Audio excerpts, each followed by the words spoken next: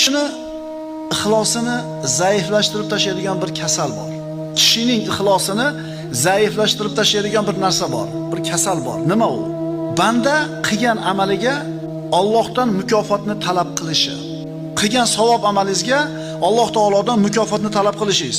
Parvardigor, men namozni o'qidim, endi so'raganimni ber. Parvardigor, men pul sarflab hajga, umraga bordim, endi so'raganimni ber. Mukofot qani? Nimaga bermayapsan? Bir savobli ishni qilib turib orqasidan so'raymiz, ha? Lekin bu so'rayotganimiz Allohning fazlidan bo'lsin. Nima degani?